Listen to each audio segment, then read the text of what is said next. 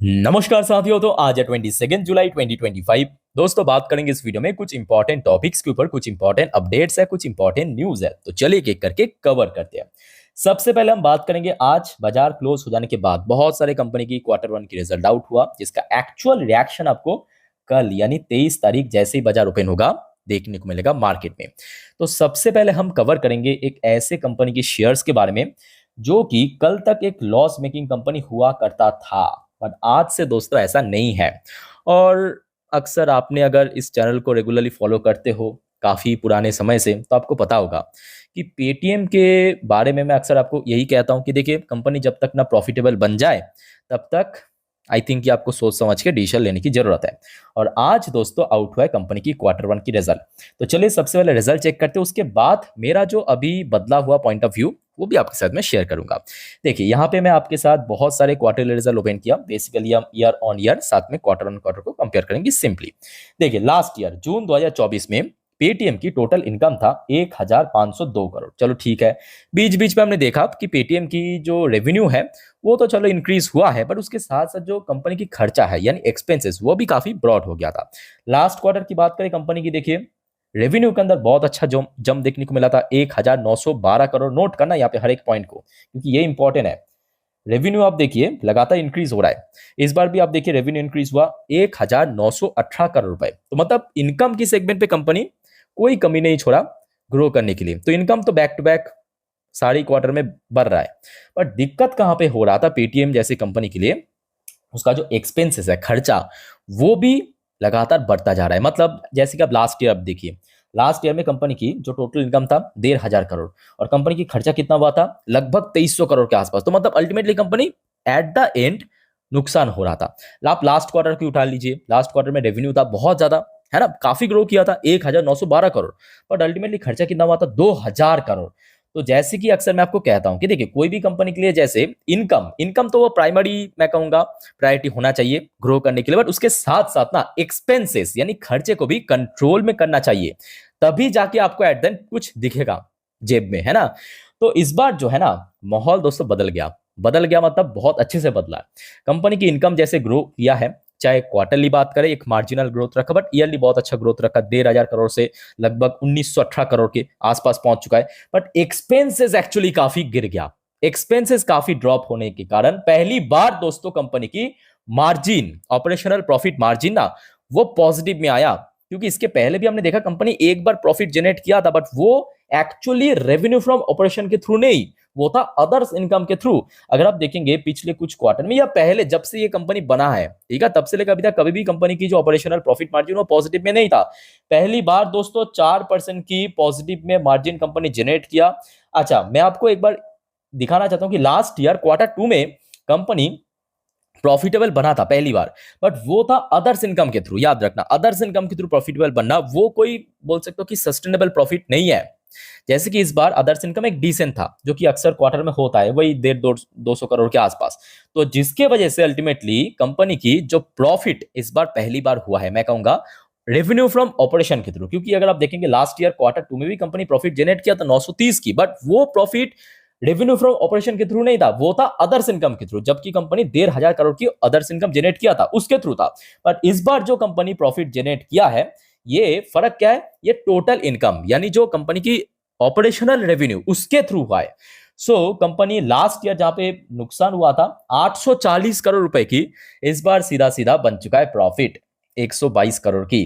तो may be अब देखिए, एक लॉस मेकिंग कंपनी, और लॉस मतलब कितना, back to back loss making company जब पहली बार दोस्तों ऑपरेशनल रेवेन्यू के थ्रू प्रॉफिट जनरेट करता है, तो रिएक्शन दोस्तों काफी दमदार हो सकता है कल। याद रखना, कल पेटीएम के शेयर में मुझे तो अभी ऐसा लग रहा है कि मोस्ट ऑफ द चांस है, मोस्ट ऑफ द चांस मतलब कितना चांस है आप पूछोगे तो मैं कहूंगा 70% चांस है, क्योंकि बाकी जो 25-30% चांस ऑब्वियसली थोड़ा सा एक्सेप्शन रहता है, क्योंकि बाजार की सेंटिमेंट किस तरफ है, बाजार भी काफी नर्वस है, वॉलेटाइल, आप समझ सकते हो, ठीक है। तो उसके ऊपर भी डिपेंड करेगा, but most of the chance मेरे पॉइंट ऑफ व्यू से कल शेयर में तेजी होने का ही है।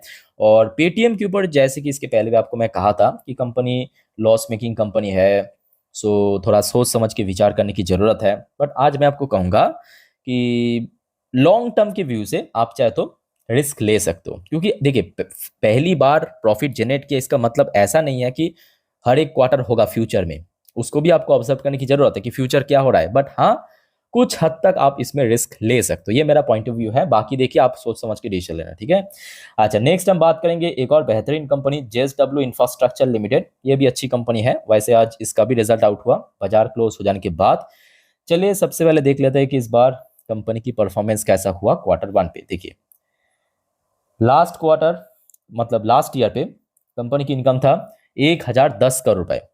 लास्ट क्वार्टर मतलब मार्च 2025 में कंपनी की इनकम था 1283 करोड़। जून 2025 करेंट क्वार्टर में कंपनी की इनकम बढ़ के 1224 करोड़ रुपए पहुंच चुका है। यानी ओवरऑल बात करें ईयर ऑन ईयर बेस पे कंपनी की इनकम बहुत अच्छा ग्रो किया, but quarter on quarter base पे थोड़ा सा ड्रॉप हुआ। अब ये कोई बहुत बड़ी इशू नहीं है, ये पोर्ट सेक्टर में अक्सर होता है कि Q4 हमेशा बेस्ट होता है, ये याद रखना, ठीक है। कुछ स्पेसिफिक सेक्टर के लिए Q4 हमेशा बेस्ट होता है, जो फाइनल क्वार्टर कोई भी फाइनेंशियल ईयर की। और कंपनी की मार्जिन इस बार थोड़ा सा लैग किया है, ये मैं कहूंगा थोड़ा सा प्रॉब्लमेटिक पार्ट है कि मार्जिन थोड़ा सा लैग किया है, ऑपरेशनल प्रॉफिट मार्जिन। बाकी ओवरऑल बात करें ठीक है, कंपनी एक अच्छा खासा प्रॉफिट में भी ग्रोथ रख दिया, 297 करोड़ से बढ़ के 390 करोड़ हो गया। और जो कि एक्सपेक्टेड था, कंपनी की इनकम ड्रॉप हुआ, मार्जिन ड्रॉप हुआ, कंपनी की क्वार्टर ऑन क्वार्टर बेस पे प्रॉफिट भी गिर गया। बट यहाँ पे सबसे ज्यादा इंपॉर्टेंट है कि ईयर ऑन ईयर बेसिस पे क्या हो रहा है, ठीक है। तो ईयर ऑन ईयर बेस पे कंपनी की प्रॉफिट बहुत अच्छे से ग्रो किया।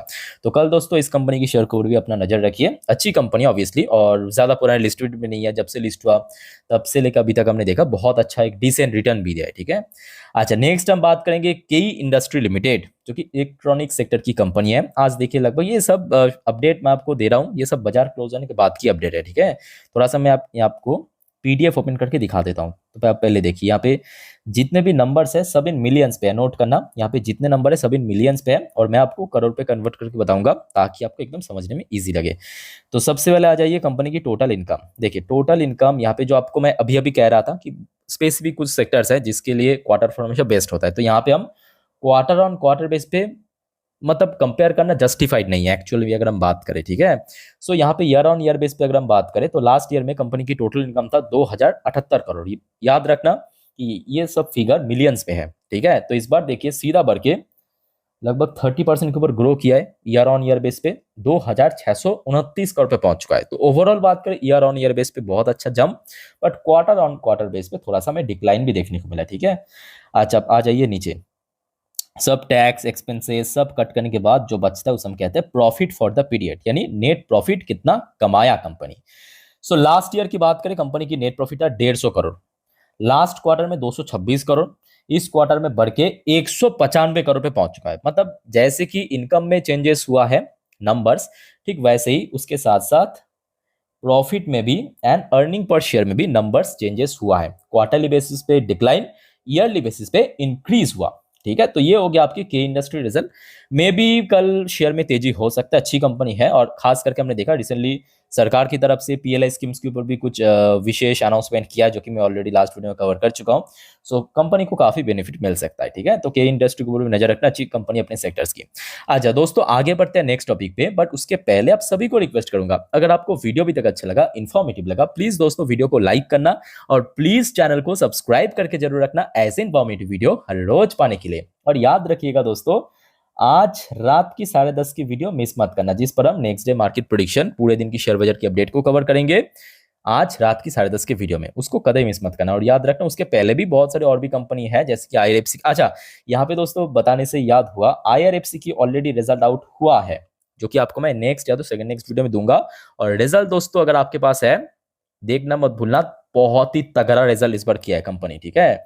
अच्छा अब आगे बढ़ते हैं, back to the topic, Mahindra and Mahindra finance.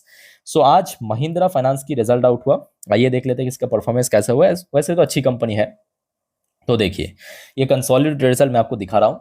Last year में कंपनी की इनकम था 4316 करोड़, लास्ट क्वार्टर में था 4886 करोड़, इस बार 4991 करोड़ पे पहुंच चुका है। मतलब बस 5000 को क्रॉस करते करते रह गया। और इसके पिछले अगर कुछ रिकॉर्ड उठा के देखेंगे, कंपनी दोस्तों इस लेवल के आसपास आया ही नहीं था। तो मतलब कंपनी की जो ये रेवेन्यू जनरेट हुआ है ये अभी तक का रिकॉर्ड, मतलब best ever revenue company generate किया, ठीक है। अच्छा मार्जिन की बात करें, मार्जिन यहाँ पे थोड़ा सा मिक्स्ड रिएक्शन देखने को मिला, जहां पे ईयर ऑन ईयर बेसिस पे 1% डिक्लाइन, वही क्वार्टर ऑन क्वार्टर बेस पे 1% इंक्रीज भी हुआ। ओके, और कंपनी के नेट प्रॉफिट की बात करें, यहाँ पे बोथ सेगमेंट पे ग्रो किया है। लास्ट ईयर में कंपनी की नेट प्रॉफिट था 497 करोड़, लास्ट क्वार्टर में था 456 करोड़, इस बार सीधा बढ़ के 529 करोड़ पे पहुंच चुका है। तो ओवरऑल बात करें, कंपनी की एक कंप्लीट परफॉर्मेंस देखने को मिला ओवरऑल, अगर हम बात करें। ठीक है, सो लेट्स सी कि कल क्या होता है। अच्छी कंपनी है, लॉन्ग टर्म की पॉइंट ऑफ व्यू से शेयर ने काफी अच्छा रिटर्न्स भी दिया है, तो इसको वो जरूर नजर रखना। अच्छा दोस्तों, आगे बढ़ते हैं, बात करें कुछ और टॉपिक्स के बारे में, जैसे कि वाटेक वबाक। बेसिकली कंपनी वाटर रिट्रीटमेंट या वाटर सोल्यूशन के ऊपर कंपनी काम करते हैं। आज की डेट में हमने देखा बाजार तो वैसे कुछ बढ़िया नहीं था, गिरावट हुआ मोस्ट ऑफ द सेक्टर्स में, पर शेयर में लगभग 4% से ज्यादा मूवमेंट हुआ। मूवमेंट क्यों हुआ? क्योंकि जब कोई ब्रोकरेज फर्म द्वारा चाहे शेयर को अपग्रेड करे या डाउनग्रेड करे, तो उसका एक तुरंत प्रभाव या इंस्टेंट रिएक्शन हमेशा होता है। तो यहाँ पे मोतीलाल ओसवाल, जो कि एक डोमेस्टिक ब्रोकरेज फर्म ने वाटेक वबाक को प्रेजेंट सिचुएशन को बेस करके बोलिए या कंपनी की फाइनेंशियल बैकग्राउंड के ऊपर बेस करके बोलिए, यहाँ पे बाई करने की नाकेबल रेटिंग दिया, 1,900 रुपए की टारगेट दिया, जो कि लास्ट डे क्लोजिंग के हिसाब से 25% अपसाइड ये टारगेट है।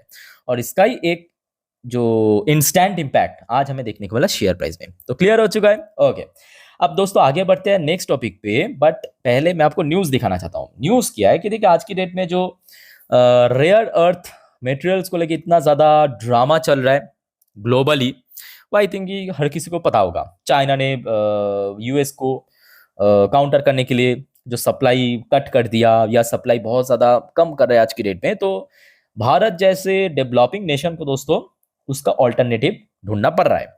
ऐसे में देखिए, ऐसे नहीं कि भारत में ये सब माइनिंग नहीं होता, जरूर होता है, बट भारत की खुद की इतना ज्यादा डिमांड है ना, वो मतलब उसको फुलफिल करने के लिए बाहर से भी इंपोर्ट करना पड़ता है।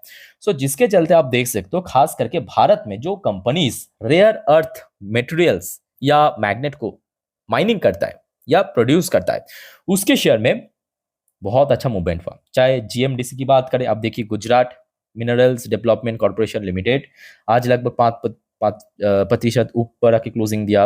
इवन जब से देखिए ये सब इंसिडेंट हो रहा है, शेयर में लगातार बैक टू बैक तेजी देखने को मिला। या आप एनएलसी को आप देखिए, एनएलसी तो फिलहाल अभी इसका जो ग्रीन एनर्जी के ऊपर जो सब्सिडरी है उसका आईपीओ लॉन्च होगा बहुत जल्दी, याद रखना। तो इसके अंदर भी हमने देखा कि लास्ट कुछ समय से बहुत अच्छा रिकवरी हुआ है। ठीक है, तो ये कुछ कंपनी को दोस्तों कुछ अपडेट्स था जो कि आपके साथ में शेयर किया, कल इसको नजर रखिए। अच्छा, नेक्स्ट कुछ वीडियो में और भी बहुत सारे इंपॉर्टेंट टॉपिक को हम अपडेट देंगे, तो एक भी अपडेट मिस मत करना। Stay connected with channel. दोस्तों अगर आपने चैनल को सब्सक्राइब नहीं किया, फटाफट कर लीजिए। फिलहाल इस वीडियो को वाइंड अप करते हो, मिलते हैं नेक्स्ट वीडियो में। टेक केयर, बाय बाय, जय हिंद।